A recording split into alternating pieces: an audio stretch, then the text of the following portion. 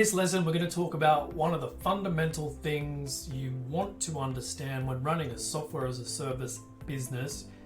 And of course, this could apply universally to almost any subscription business.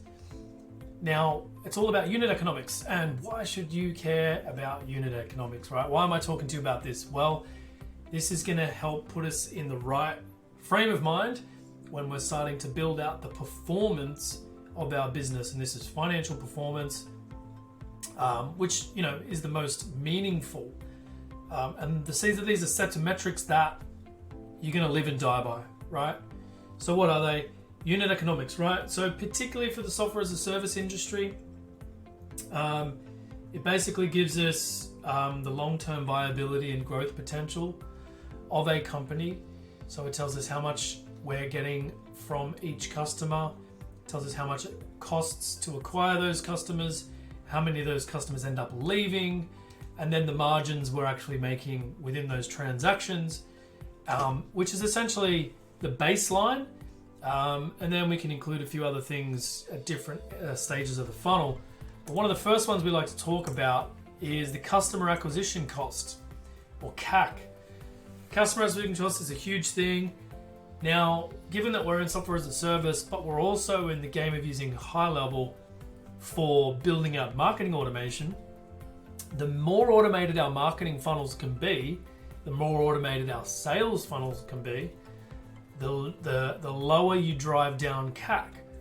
So anytime your process requires a human being to intervene, to get someone to show up to an appointment, to book a Zoom meeting with you, to do a product demonstration, actually running a product demonstration, all of these items are factored in to the acquisition of a customer, right? So it's not just what you spend on the ad. So all of those things need to be factored in.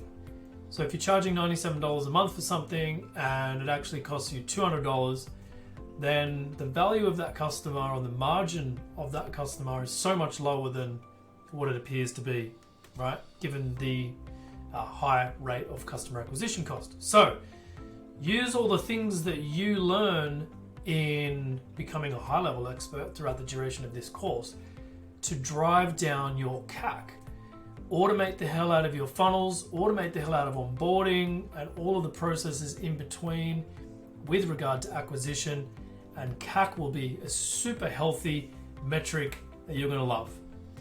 Now, the only other thing that I'd probably put in there is what they call ROAS, was ROAS, return on ad spend. It's a marketing unit. We're not going to really be talking about it. This is a primary financial metric for a business, but think about CAC and ROAS working hand in hand, which is return on ad spend. Right, customer lifetime value. Essentially, if you're acquiring a customer for $97 and they stay for 4 months, the lifetime value of that customer is 97 multiplied by 4. Now, the churn is when someone leaves, right? They stop their subscription, they're on a month to month, they stop. So if the average time someone stays with you is 4 months, then the lifetime value is going to be the number of months multiplied by the average subscription. So if you've got 3 plans, there's going to be an average number in there on what someone's paying you and an average length of time that they stay. So the lifetime value ends up being one amount, and then you've got to remove the cost of acquisition, and that's going to give you some sort of margin, and then we can get an understanding of how healthy the business really is.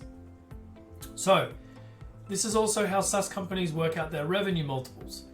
If an enterprise software company typically signs enterprise agreements for 1 to 2 years, they're going to get revenue multiples of 3, 4, 5x the total annual revenue, because they're signing 12 months agreements and they're signing multi-year agreements. When you're on month to month, anyone can leave at any time. So this is like a gym. This is like other subscription businesses where there's no lock-in contracts and it's month to month. So what you do to enforce the length of time that they stay a subscriber and to reduce the churn is all going to be in your customer success operation, your renewals operation if you've got one, and it's going to drive this figure up. You want this figure to be up. Couple of notes: gross margin, the churn rate, and customer acquisition channel. So where you find customers, primary channel is where you want to double down on, right? Now, I always like to do both inbound and outbound consistently. But one channel is always going to work better for you.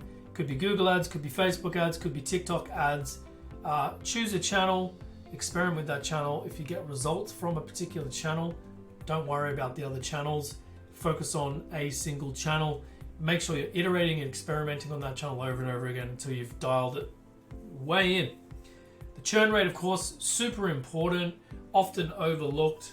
You have to consider churn rate to get a net figure on how many active customers you ever have at one particular point in time, and you have to forecast churn, because your revenue on your monthly recurring revenue, or your MRR, isn't just going to compound forever. There is going to be a percentage that you need to take into consideration that is going to leave. So, as it says there, the gross margin is the difference between the cost of the goods sold. So that's going to be everything from the marketing dollars you spend, your customer acquisition costs, and your onboarding, activation, and any other time that you need to spend interacting with that customer.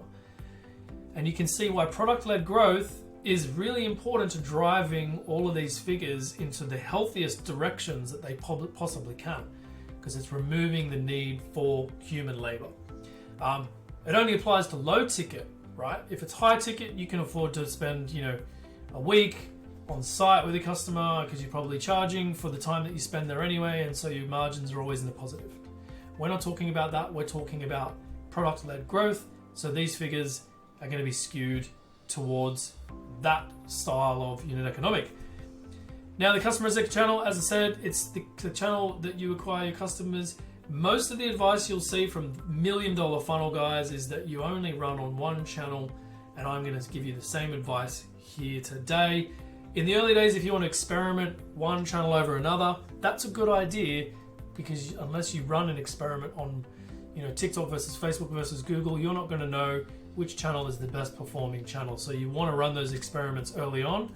Once you understand which one is the best performing, get rid of the other ones and focus primarily on squeezing every single marketing dollar you can out of your primary channel. Alrighty, that's the end of this lesson. We'll see you in the next one.